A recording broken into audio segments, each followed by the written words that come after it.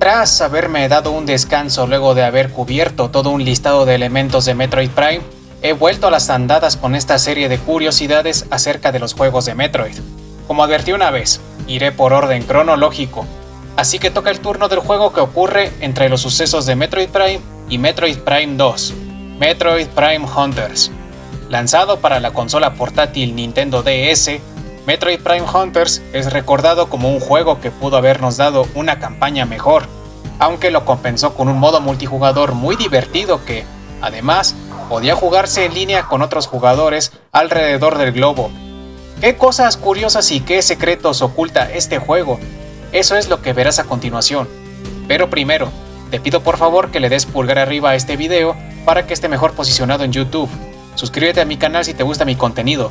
Tu apoyo es fundamental para que siga produciendo contenido de Metroid y yo estaría eternamente agradecido. Puedes unirte a mi Discord o apoyarme voluntaria y monetariamente mediante PayPal o Streamlabs. Los enlaces los encontrarás en la descripción de este video. Ya para no entretenerte más, vamos a comenzar.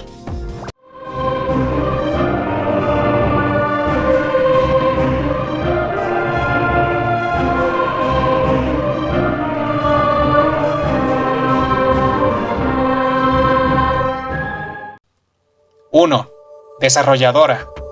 Metroid Prime Hunters es uno de los juegos de la serie Metroid Prime que no fue desarrollado por Retro Studios, el estudio que se encargó de la trilogía principal entre los años 1999 y 2025, y se debió a que los chicos en Retro estaban ocupados haciendo Metroid Prime 2. En el caso de Metroid Prime Hunters, la encargada del proyecto fue Nintendo Software Technology Corporation, o abreviado como NST, una desarrolladora ligada a Nintendo y con sede en Redmond, Washington. Esta misma desarrolladora también se encargó de hacer la demo lanzada en el año 2004 para la misma consola Nintendo DS, una demo que recibió el nombre de Metroid Prime Hunters First Hunt y que fue incluida en las cajas de la consola cuando ésta se lanzó al mercado. Esto, a su vez, convierte a Prime Hunters en el primer juego de la serie Metroid Prime en ser desarrollado por un estudio aparte de Retro Studios, siguiéndole Metroid Prime Pinball en el año 2005 por Fuse Games, luego Metroid Prime Federation Force en el año 2016 por Next Level Games, y el primer proyecto de Metroid Prime 4 que se canceló en el año 2019 y cuya desarrolladora aún es desconocida más allá de algunos rumores. 2. Enfoque multijugador. Durante el desarrollo del juego, la mayoría de los esfuerzos del estudio se centraron en el aspecto multijugador debido a la jugabilidad de disparos en primera persona y también para aprovechar las capacidades de Wi-Fi y chat de voz de Nintendo DS. Además, buscando introducir un nuevo elemento de la serie Metroid, Masamichi Abe, el director del juego, creó a los cazarrecompensas después de darse cuenta de que el modo multijugador del juego y los nuevos cazarrecompensas podían implementarse sin problemas en el juego. Además, el equipo de desarrollo le dio tiempo de terminar y pulir el multijugador gracias a que el juego vio retrasado su lanzamiento. Asimismo, gracias a este retraso es que también se pulió el apartado gráfico. Entre otras cosas a destacar, Prime Hunters es el segundo juego de Metroid en incluir un modo multijugador, siendo Prime 2 el primero. No obstante, Prime Hunters fue el primer juego de Metroid en incluir un multijugador en línea, cuyo servicio estuvo activo hasta su cierre en el año 2014. Por último, gracias al multijugador, Prime Hunters se convirtió en el primer juego en donde es posible controlar a otro personaje distinto a Samus. 3. Papel de Retro Studios. Si bien ya está aclarado que la compañía de Texas no desarrolló Prime Hunters, sí que tuvo un pequeño rol. Retro Studios colaboró con NST para el diseño del arte del juego, para así asegurarse de que la estética, incluyendo la estética de los personajes, encajase con la serie Metroid. Android Jones, uno de los artistas que trabajó en los primeros dos juegos numerados, diseñó algunos entornos de las cinemáticas de Prime Hunters, como la ciudad en donde la ley persigue a Weevil, la forma del puesto vesperal y el edificio que Kanden destruye en la introducción del juego. 4. Escenarios. Al diseñar los escenarios multijugador, muchos de los cuales también están presentes en el modo historia como habitaciones, Los desarrolladores se centraron al principio en la paleta de colores, eligiendo colores que se verían mejor en la pantalla de la Nintendo DS. Intentaron que los escenarios tuvieran un uso dual en los modos de un jugador y multijugador, porque las limitaciones de tiempo no les permitieron crear componentes nuevos para ninguno de los dos modos. También intentaron que los mapas se basaran en circuitos, eliminando los puntos de fricción para que los jugadores pudieran seguir moviéndose. Algunos escenarios se diseñaron primero para el modo historia y otros para el multijugador, pero cada espacio se construyó con algún tipo de idea de juego en mente. 5. CGI. Prime Hunters es el primer juego de Metroid en utilizar cinemáticas pre-renderizadas en CG. Estas cinemáticas fueron diseñadas por Silver Ant, un estudio de CGI de Malasia al que NST le pagó grandes sumas de dinero. Cuando Shigeru Miyamoto descubrió esto, reprendió al gerente de presupuesto de NST y cortó lazos con Silver Ant, quien eliminó cualquier referencia a su trabajo para Nintendo de su sitio web. ¿Por qué la furia de Miyamoto-san? Porque las cinemáticas costaron más en producir que si se hubieran renderizado en el juego. Además, Prime Hunters no es el único juego en tener cinemáticas pre-renderizadas, pues Metroid Other M también las tiene. 6. First Hunt. Metroid Prime Hunters First Hunt surgió cuando Reggie Fils-Aimé sintió que el desarrollo del juego completo no avanzaba rápidamente. Recomendó que, como alternativa, se incluyera una demo en el primer lanzamiento de las consolas Nintendo DS. Esto no fue bien recibido por los desarrolladores de NST, quienes sintieron que estarían regalando contenido de forma gratuita y que hacer una demo retrasaría el lanzamiento de Prime Hunters por al menos 6 meses. Sin embargo, como Fils-Aimé había ganado confianza con Satoru Iwata y Shigeru Miyamoto, la gente de NST aceptó y así surgió First Hunt. NST tuvo 9 meses para terminar First Hunt, a tiempo para el lanzamiento de la Nintendo DS. 7. Alien. En el modo supervivencia de First Hunt se emplea la palabra xenomorfo para describir a una serie de criaturas holográficas. Como seguramente ya sabes, xenomorfo es el nombre con el que se le conoce a las criaturas antagónicas de la franquicia Alien, franquicia cuyas películas, históricamente, han servido de inspiración para la mayoría de los juegos de Metroid.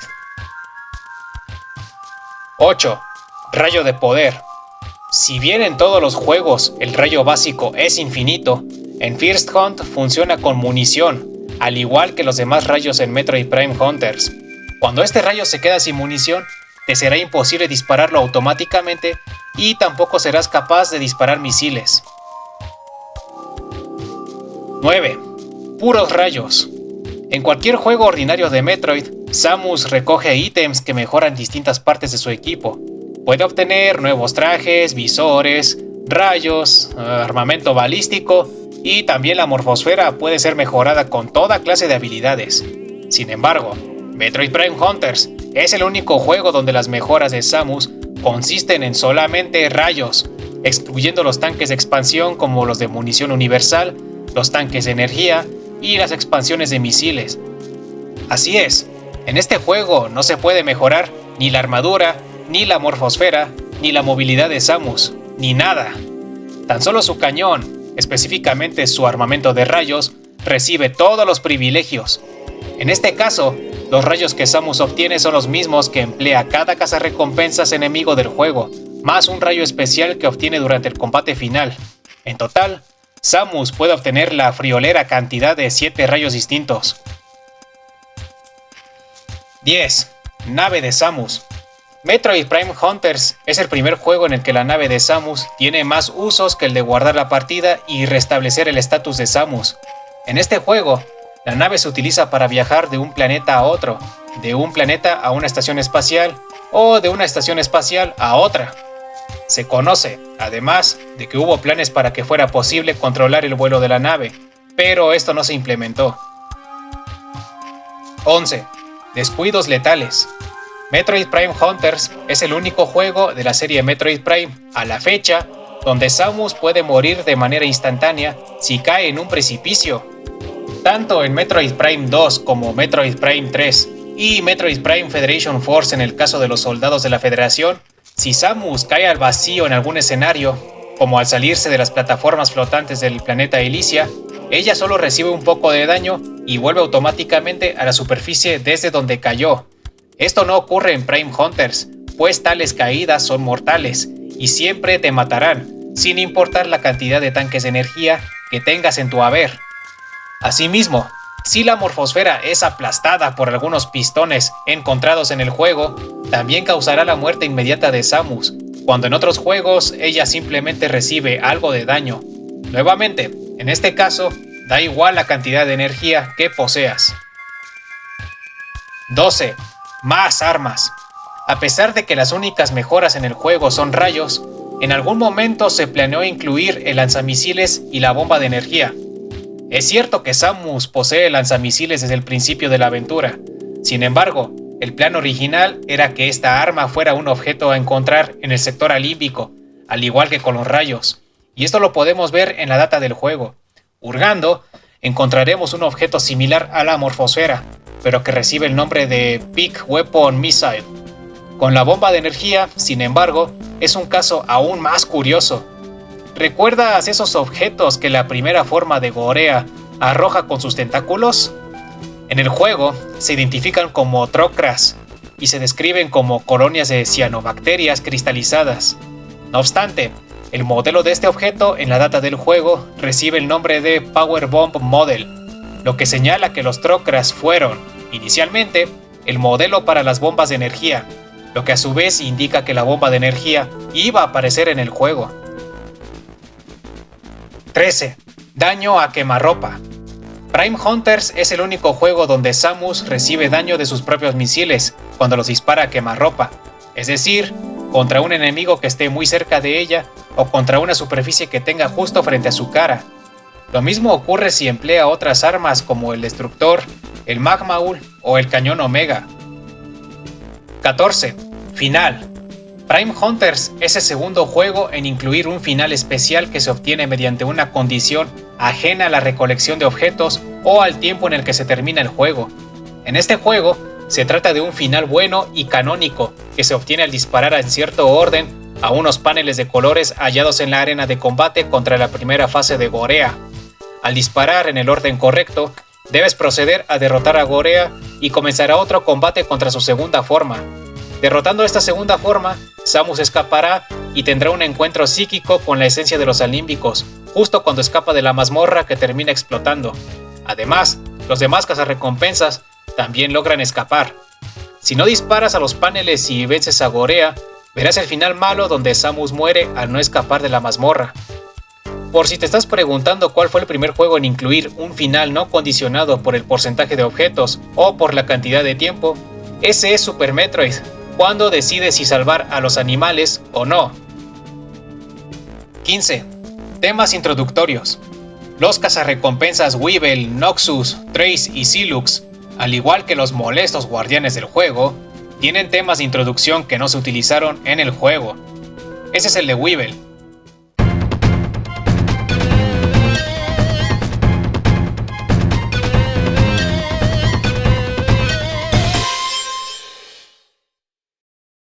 Este le corresponde a Noxus.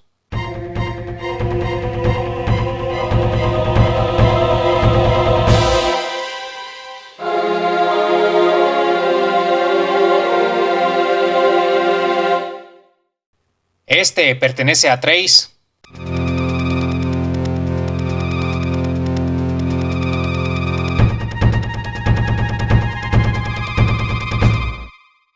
El siguiente corresponde a Silux.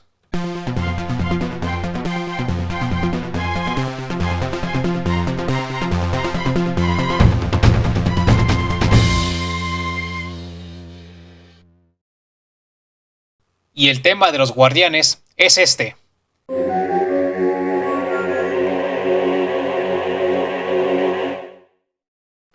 ¿Los demás cazarrecompensas no tienen un tema introductorio? Pues no lo tienen.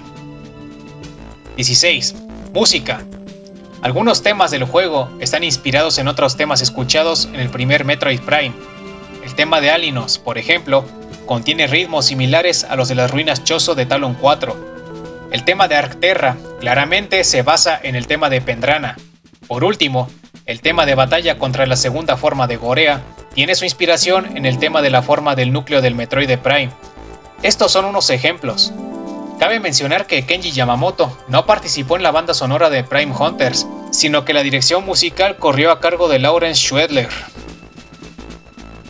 17. Sin Metroides. Prime Hunters es el único juego en no contener ningún tipo de Metroide, y esta especie es reemplazada por criaturas similares en diseño y funciones como los Petraciles y los Quadtroides. Unos dicen que Metroid Dread le hace segunda, pero técnicamente sí aparece uno en ese juego, y es la propia Samus, sobre todo al final, así que no cuenta. Prime Hunters sigue en soledad.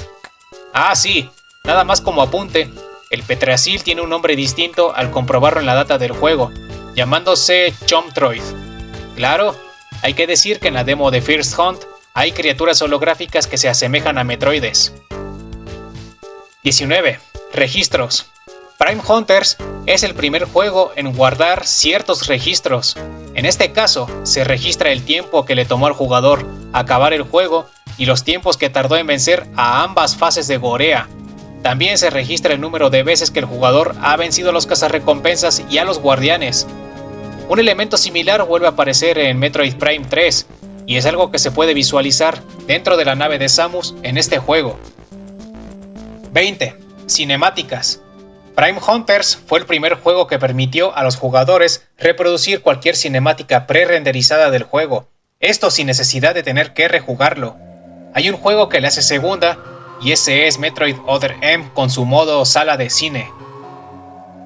21. Phazon.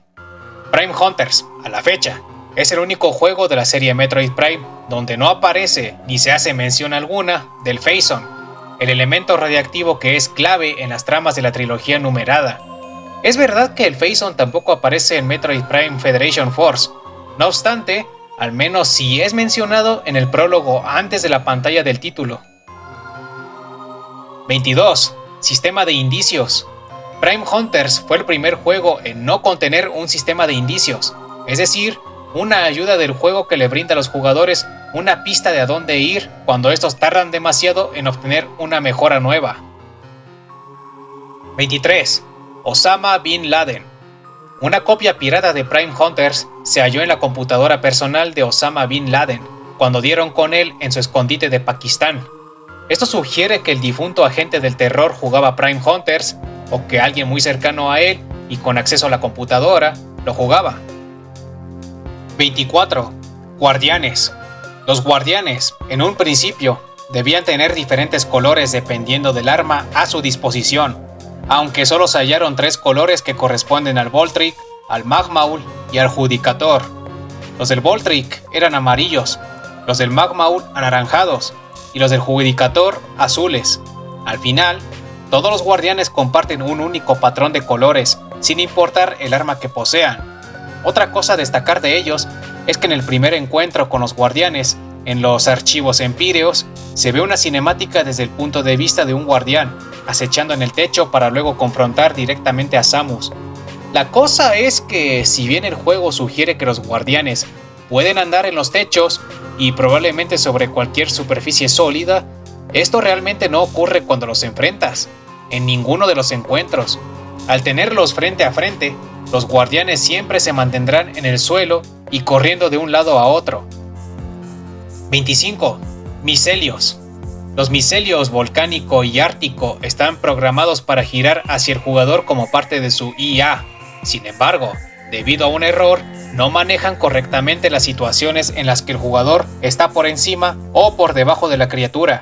Como resultado, ambos micelios parecen aplastarse horizontalmente si el jugador salta sobre ellos y mira hacia abajo. 26. Auto-objetivo. Metroid Prime Hunters es el único juego de la serie Metroid Prime donde no es posible fijar la mira sobre un objetivo, sea hostil o no, para mantenerlo siempre a la vista mientras disparas. Por palabras de Richard Borodi, Prime Hunters no es un juego de aventura, sino de acción, algo que describió como un club de la pelea espacial. Por lo tanto, los desarrolladores prescindieron del autoobjetivo y aprovecharon los controles tipo mouse que brindó la pantalla táctil de la Nintendo DS. Ah, sí, Prime Pinball tampoco tiene el autoobjetivo, pero no lo menciono porque ni siquiera es un juego de disparos o con perspectiva de primera persona, sino que es un pinball basado en Metroid Prime. 27. Turbosfera. La turbosfera está disponible desde el inicio, pero si jugaste el juego, habrás notado algo. La turbosfera solo sirve para ir más rápido. No hay puzzles que resolver con ella, ni rampas en forma de U donde se pueda utilizar para alcanzar lugares a gran altura. Bueno, esta fue una decisión tomada por el hecho de que Samus no es el único personaje que brilla en el juego, sino que comparte escenario con otros 6 cazarrecompensas. Por lo tanto, fue muy importante que cada cazarrecompensas pudiera adueñarse del espacio con la misma fidelidad que Samus. 28. Live Action. Como era común en la década de los 2000, Metroid Prime Hunters también llegó a tener su propio comercial en live action. El comercial se llama Kabar. Fue dirigido por Len Wiseman y presenta a un enterrador o sepulturero enterrando cazarrecompensas muertos. En el comercial podemos atestiguar la existencia de numerosas tumbas. Los efectos especiales del comercial fueron realizados por Entropic y fue producido por la agencia de publicidad Leo Burnett.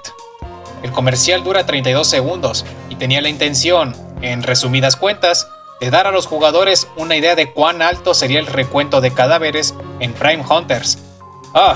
Y por si te lo preguntas, el sepulturero no está hecho con CGI, es un actor real vistiendo un traje real. 29. Versión temprana.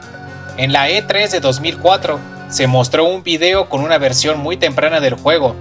El HUD y la posición del cañón eran similares a los del resto de los juegos de la serie Metroid Prime.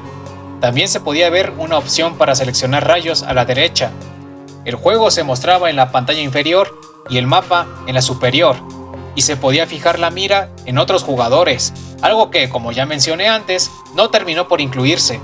Además, el entorno mostrado estaba basado en la estación Side Hopper del modo multijugador de Metroid Prime 2 Echoes. 30. Naves enemigas. Cada cazarrecompensas posee su nave personal, aunque en el juego solo podemos ver 2 de ellas, la Delano 7 de Silux y una nave cuyo dueño no se conoce, pero aparece en la cinemática cuando viajas hacia la mazmorra por primera vez. La Delano 7 es, de hecho, un obstáculo a lidiar cuando uno enfrenta a Silux por primera vez en el puesto vesperal, ya que apoyará a su piloto durante el combate, y tú deberás aturdir la nave al dispararle directo en el casco. Hay otra nave que podemos ver en un artwork presente en una vieja revista, que es la que estás viendo en pantalla, y le pertenece a Weevil. Se dice que esta nave y la otra nave de la cinemática de la mazmorra son la misma, pero desde mi punto de vista no lo voy a afirmar, porque considero que hace falta más información para corroborarlo. 31. Canon. Prime Hunters se sitúa entre los sucesos de Metroid Prime y Metroid Prime 2, a pesar de ser una trama apartada del asunto del Phazon. Esto en parte se nota cuando somos observadores y notamos que la armadura de Samus tiene el mismo diseño visto en Prime 2, mientras que su nave tiene el diseño que se vio en Metroid Prime. Los desarrolladores decidieron incluir ambos diseños porque quisieron demostrar que la tecnología va evolucionando con el tiempo, además de que quisieron incluir algo que fuera inmediatamente reconocible para aquellos que han jugado los juegos anteriores. Asimismo, se sabe que los sucesos ocurridos con los alímbicos, desde su era de prosperidad hasta su desaparición, ocurrieron miles de años antes de los sucesos transcurridos en el juego, lo cual hace que el trasfondo de los alímbicos sea la historia más antigua que se tenga registro en la franquicia Metroid. 32. Kanden. El primer cazarrecompensas con el que Samus se encuentra tiene cosas dignas de mención. Justamente por ser el primer cazarrecompensas enfrentado, Kanden es el primer cazarrecompensas visto, canónicamente, en los juegos. Hasta ese entonces, Samus era la única cazarrecompensas, muy a pesar de que esta gente es mencionada en los manuales de Nestroid y Zero Mission. Además, tanto él como Samus son los dos únicos cazarrecompensas, hasta donde se tiene constancia, que han pasado por alteraciones genéticas, siendo que Kanden fue un experimento fallido donde se buscó crear al soldado definitivo. Y no se sabe quién o quiénes lo crearon, al menos no por ahora. 33. Acularva. Hablamos de la forma alternativa de Kanden y el equivalente a la morfosfera de Samus, la cual es posible debido al ADN de numerosos insectos predadores que Kanden tiene en su organismo. Su nombre en inglés es Sting Larva y en español es Acularva. El nombre en inglés se compone de la palabra sting, que significa picar o picadura, y larva, que no hace falta que lo explique. A simple vista, el nombre en español no se parece del todo al nombre en inglés, pero realmente es lo contrario. Acu viene de la palabra latina acus, que significa aguja. ¿Qué hace una aguja? Pues puede darte un pinchazo o una picadura. 34. Voltric. El Voltric es la segunda arma que más rápido puede disparar sus proyectiles, siendo superado solo por el rayo de poder. Además, sus proyectiles son los que mayor velocidad tienen para alcanzar su objetivo, siendo superado por el Imperialis de Trace, pues esta arma dispara un rayo láser que alcanza su objetivo de manera instantánea. Se dice, además, que el Voltric toma energía del campo electromagnético del planeta donde se encuentra y lo convierte en teravatios que se disparan en alto voltaje. Esto querría decir que la potencia de este rayo es variable y depende del planeta en donde se utilice, aunque hay que decir que la localización japonesa elimina por completo este dato y solo se limita a decir que es un arma con teravatios de potencia. Los japoneses fueron sabios en hacer este cambio, ya que por simple lógica el Voltric no debería poder usarse en lugares como estaciones espaciales, como lo son los archivos empíreos y el puesto vesperal, pues no son planetas con campo electromagnético. 35. Spire. Cuando se le preguntó a Richard Borodi sobre la causa que llevó a los Diamond, es decir, la especie a la que pertenece Spire, a la extinción, él simplemente se limitó a decir que la galaxia es un lugar difícil y que no todos pueden sobrevivir en ella. Spire es uno de los cazarrecompensas que no está buscando la fuente del poder con fines malintencionados, puesto que solamente quiere usarlo para resolver el misterio que llevó a la desaparición de su gente. Spire parece estar basado en un enemigo de un cancelado juego para Nintendo GameCube llamado Raven Blade y que estaba siendo desarrollado por Retro Studios antes de ponerse manos a la obra con Metroid Prime. Hay que tomar en cuenta que el diseño de los cazarrecompensas corrió a cargo de Retro Studios. Entonces, ¿coincidencia? Juzga por ti mismo. 36. Magmol. Es curioso cómo funciona esta arma cuando Spire la usa, siendo que es su arma afín. Bajo el control de Spire, el Magmol puede prender en llamas al oponente si se dispara al cargarse. Pero eso es lo raro, pues hablamos de un disparo basado en fuego. Es magma para ser precisos. ¿No debería el Magmol prender en llamas todo lo que toque, independientemente de quién lo use? Digo, así funciona el rayo de plasma de Metroid Prime 1 y 3. ¿Por qué no el Magmol? Bueno, algo tenía que inventarse como efecto de afinidad para el Magmol, supongo yo. Podemos decir lo mismo del Judicator, que funciona a temperaturas cercanas al cero absoluto, y aún así solo congela si lo usan los Boson.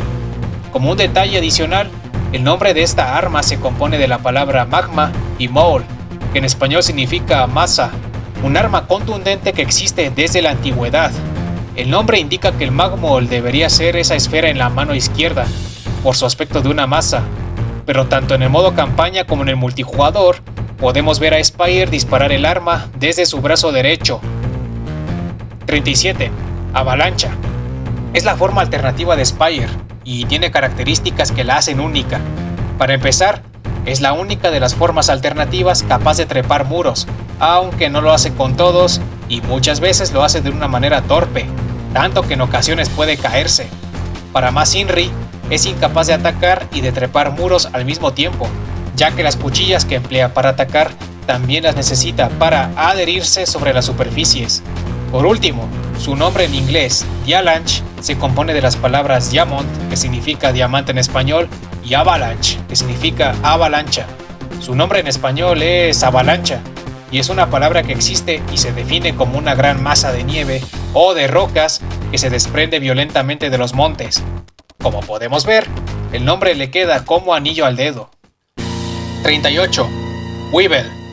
Ya he hablado de él en un short, donde explico cómo la edición japonesa de Metroid Prime Hunters aclara que él no es un general pirata y que solamente perdió sus extremidades inferiores tras quedar malherido en una batalla contra Samus, algo que presuntamente ocurrió en Brinstar según Richard Borodi. Bueno, hay más cosas. El nombre de Weevil proviene de Weevil, un tipo de bicho que le hizo pasar un mal rato a Richard Borodi en su infancia, y justo por eso nombró al cazarrecompensas pirata como Weevil. Otra cosa es que este cazarrecompensas es el favorito del propio Borodi. Weevil, a pesar de que en su artwork oficial y en la cinemática de introducción se le ve con una guadaña láser en su antebrazo derecho, jamás utiliza esta arma cuando está en su forma bípeda, solo cuando activa su forma alternativa. Weevil es el único pirata espacial jugable en la franquicia gracias al multijugador, y es el único pirata, junto con Ridley, que llevó a cabo una misión en solitario.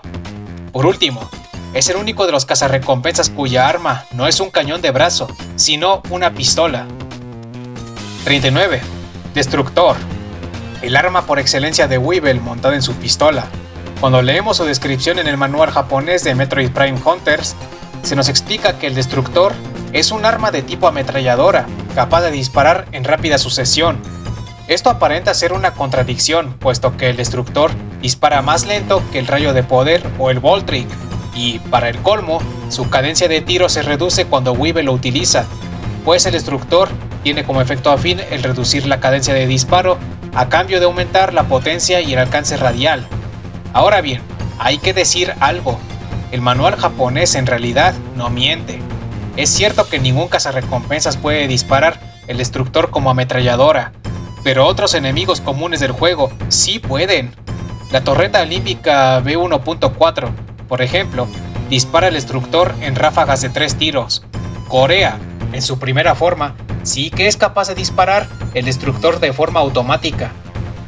En conclusión, tal vez la descripción del manual japonés no calza con el Destructor que puede usar Weevil o cualquier otro cazarrecompensas, pero sí que aplica para otras criaturas que lo tienen en su poder.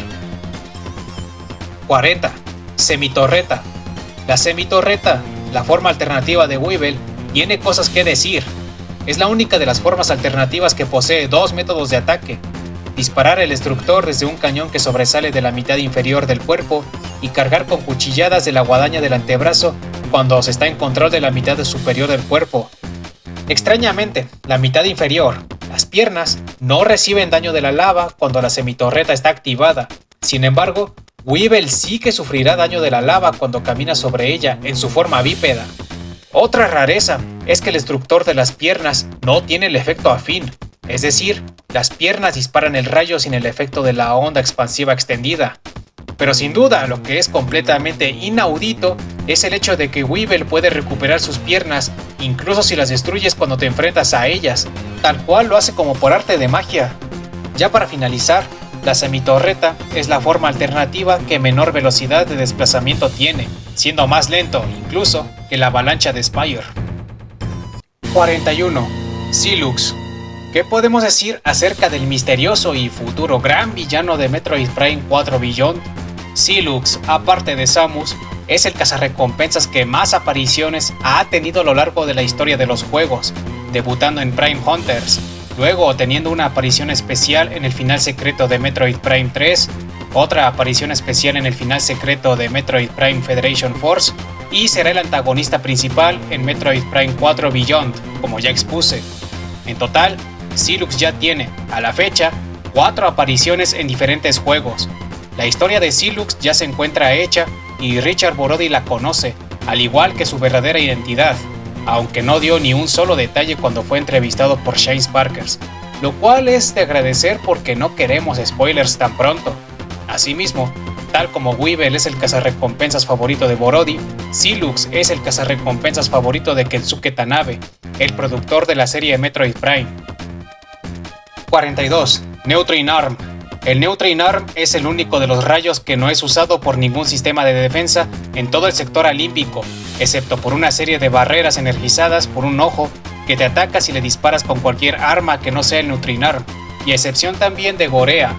Silux, durante la escena donde él y los otros cazarrecompensas atacan la esfera carcelaria, se le ve disparando pequeñas ráfagas desde su cañón en lugar de un arco eléctrico.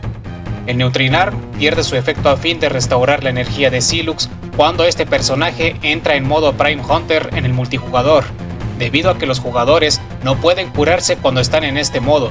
Por lo tanto, el Neutrinar es la única arma afín que puede perder su efecto. Ya para finalizar, se tiene que el Neutrinar es un arma de neutrinos. Sin embargo, en la vida real, los neutrinos no causan ningún daño a los seres vivos debido a su masa extremadamente baja, muy a pesar de que todos los días nos atraviesan billones de neutrinos. No obstante, hay que resaltar que los neutrinos del Neutrinar son descritos como de alta densidad. Por ende, tal vez la Federación y los alímbicos encontraron la forma de incrementar la masa de los neutrinos para volverlos letales en contra de los seres vivos y la maquinaria. 43. Mandíbula. Su nombre en inglés, lockjaw, se traduce como trismo, tratándose de una afección de la vida real que consiste en que los músculos de la mandíbula sufren espasmos o se contraen sin control, lo que reduce o impide la apertura de la boca. Justamente por esto es que la forma alternativa de Silux se llama mandíbula en español. La mandíbula es la más rápida de todas las formas alternativas conocidas, excluyendo la morfosfera de Samus cuando está mejorada con la turbosfera. Colocar las bombas de la mandíbula repetidamente hace que exploten rápidamente e impulsa a la mandíbula hacia arriba, de la misma manera que un salto bomba impulsa a la morfosfera. Un método de deslizamiento se puede ejecutar colocando las bombas después de planear por un acantilado o caer por el borde de una estructura. Si Silux continúa explotando las bombas, la mandíbula permanecerá en el aire hasta que Silux se exceda y las bombas dejen de rellenar el suministro de Silux. En arenas de baja gravedad, si Silux usa las explosiones al ritmo correcto, sus bombas nunca se agotarán y él podrá permanecer en el aire indefinidamente. Por último, la mandíbula es la única forma alternativa que bloquea la cámara del juego, lo que causa que la mandíbula se mueva únicamente en 8 direcciones. 44. Noxus. Muy al igual que Samus y Spire, Noxus, el Boson, no busca la fuente del poder para hacer el mal, sino para evitar que caiga en las manos de los malhechores e indignos. Según Richard Borodi, su nombre original fue Nox, pero al final se quedó con el nombre de Noxus. Además, Noxus fue el primer individuo sapiente relacionado con el elemento hielo a nivel biológico, y luego le siguió rundas de Metroid Prime 3. 45. Judicator. El Judicator es el único rayo en toda la franquicia que no dispara una esfera o un torrente de energía cuando se carga, sino que expulsa una barrera quemarropa que congela al oponente. Su nombre es compartido tanto en inglés como en español y puede traducirse correctamente al español como juez. Esto encaja perfecto con los Boson y su estricto sentido de justicia. Hay un glitch llamado Shadow Freezing que solventa el problema del corto alcance del Judicator cargado. Si usando a Noxus apuntas hacia abajo el cañón mientras el rayo se carga y luego disparas, se disparará una línea recta de energía congelante e invisible. 46. Guadaña. La forma alternativa de Noxus le permite moverse de una manera similar a los cuerpos del Quad de Metroid Prime 2, es decir, como una peonza. La guadaña puede, inclusive, rebotar sobre las paredes gracias a su constante movimiento giratorio. Esta forma, además, pone en evidencia la increíble flexibilidad de los Boson, ya que Noxus dobla sus piernas sobre su cuerpo y cruza los brazos al frente cuando se activa la guadaña. Finalmente, la guadaña es la segunda forma alternativa más rápida del juego, por detrás de la mandíbula y excluyendo la morfosfera con el poder del turbo. 47. Trace. Trace es miembro del Imperio Kriken, que, según Richard Borodi, es tan vasto y numeroso que básicamente pueden considerarse como cucarachas cósmicas y que tienen un peligroso potencial de arrasar con la galaxia, lo que provoca la coalición entre grupos rivales de la galaxia con el único fin de ponerle un freno al Imperio. Los Kriken, además, comparten un asombroso parecido físico con los olímpicos del mismo juego, siendo que ambos tienen cuerpos exoesqueléticos con cabezas flotantes que tienen un único ojo y ambos no tienen dedos. 48. Imperialist. No hace falta que explique el nombre del arma francotirador de los Kriken. Creo que es bastante obvio y cualquiera puede deducir a qué se debe. Es el único rayo con funciones de francotirador en toda la franquicia. y el segundo rayo que más lento dispara en toda la franquicia, solo por detrás del cañón Omega de Prime Hunters. A su vez, los disparos del Imperialist alcanzan cualquier objetivo de manera instantánea y puede vencer a cualquier cazarrecompensas enemigo de un solo disparo conectado a la cabeza si se usa el zoom. Su efecto afín con Trace es el único que no afecta al arma en sí, sino al usuario que, en este caso, puede volverlo invisible. Y a pesar de que el Imperialist es un arma con una cadencia de disparo lentísima, hay casos en el modo campaña donde se ve que esta regla no aplica con Trace. Durante el enfrentamiento contra este cazarrecompensas Sinoxus en Arcterra, Trace puede disparar 3 ráfagas seguidas de su rayo. Después, en la cinemática donde los 6 cazarrecompensas atacan a la esfera carcelaria en la mazmorra, se le puede ver a Trace disparando continuamente su Imperialist. 49. Triskelion. De todas las formas alternativas, el Triskelion es la que más daño provoca con cada embestida suya.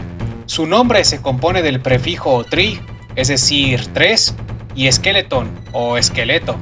El Triskelion tiene 3 patas con las que se desplaza y salta, y en sí es un exoesqueleto como lo es el cuerpo de Trace, por lo que el nombre es más que adecuado.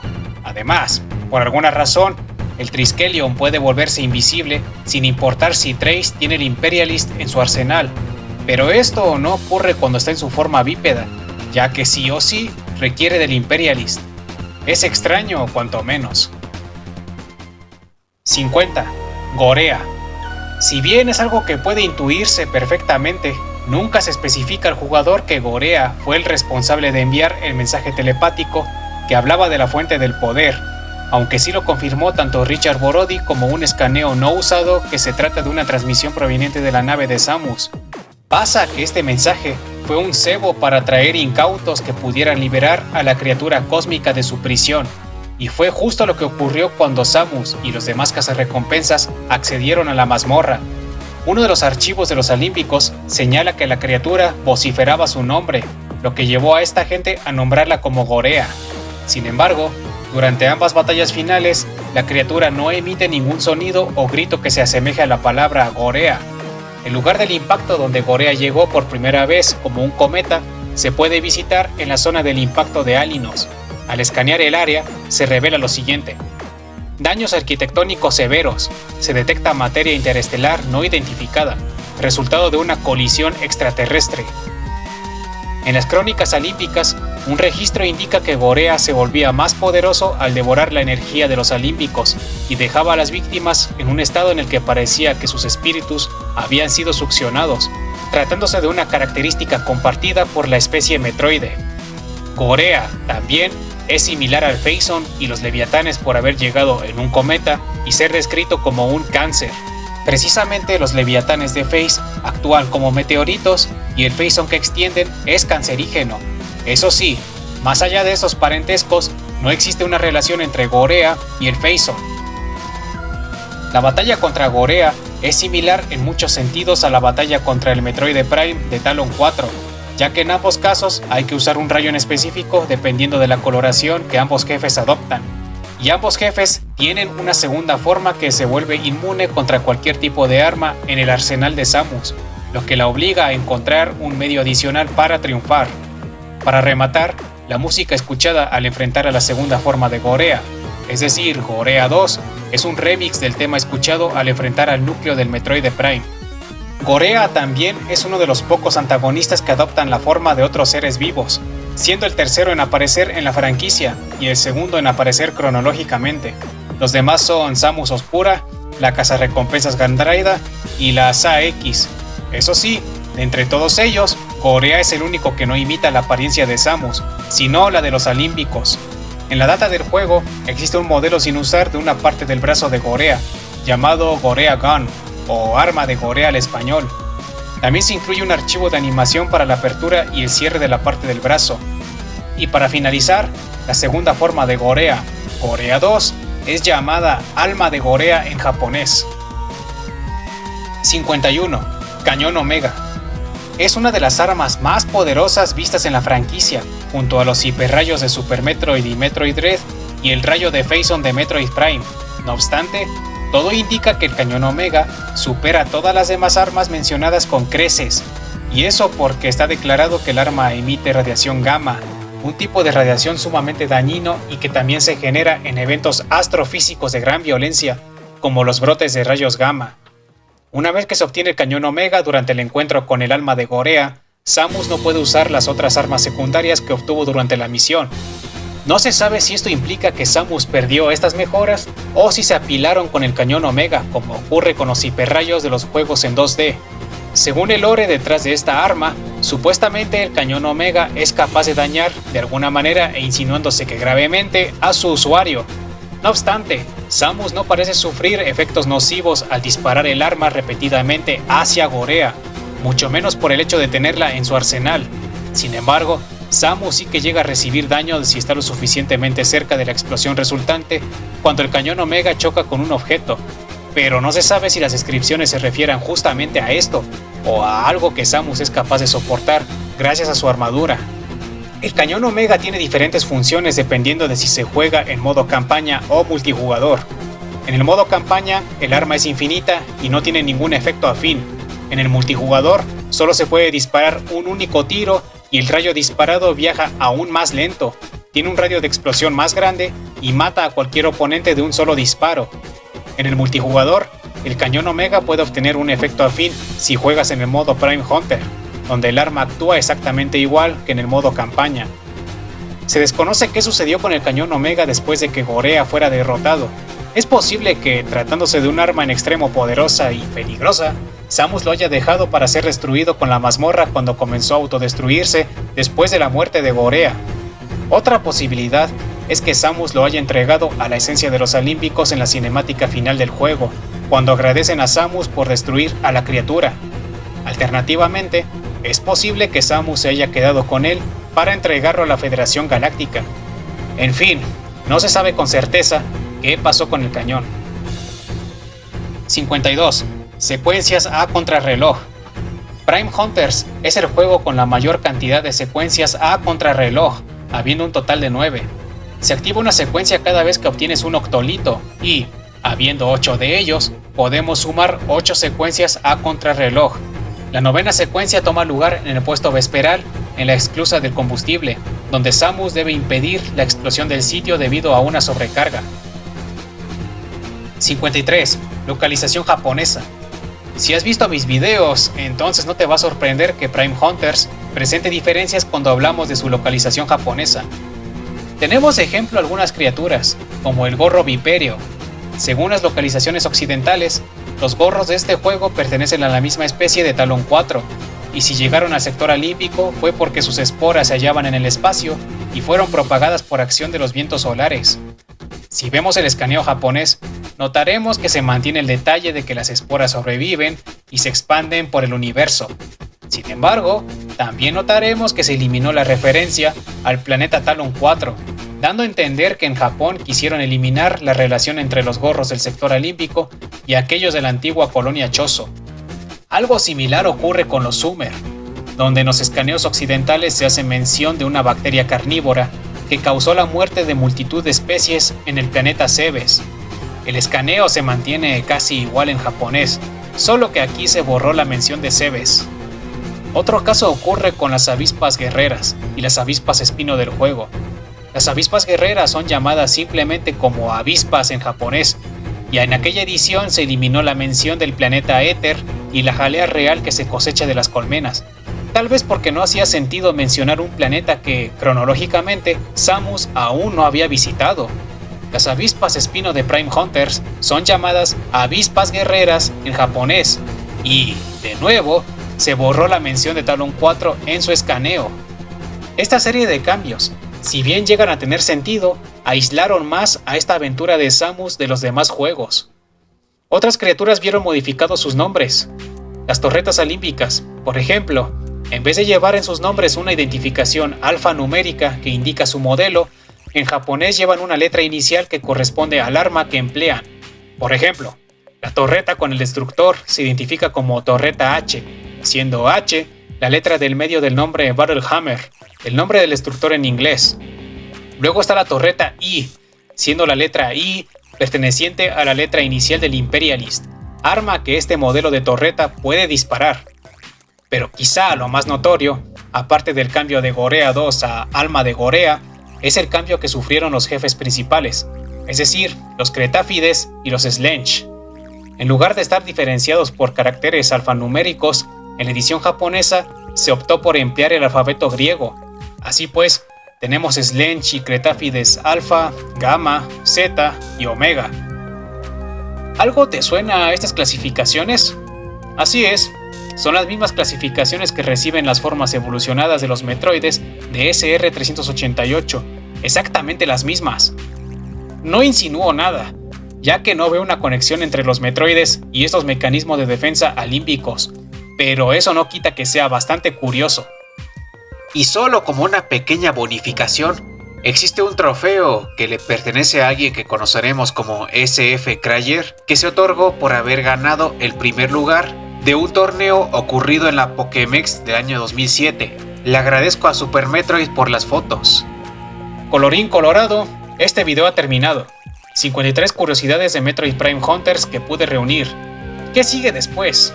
Bueno, es el turno del juego que sucede cronológicamente a Prime Hunters, Metroid Prime 2, Echoes. Eso sí, habrá que ser pacientes porque hacer estos videos no es tan simple. Antes de despedirme, vuelvo a pedirte por favor que le des pulgar arriba a este video para que esté mejor posicionado en YouTube.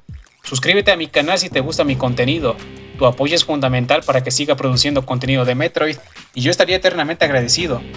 Puedes unirte a mi Discord o apoyarme voluntaria y monetariamente mediante PayPal o Streamlabs. Los enlaces los encontrarás en la descripción de este video. Soy Aurora313 y nos vemos en el siguiente video.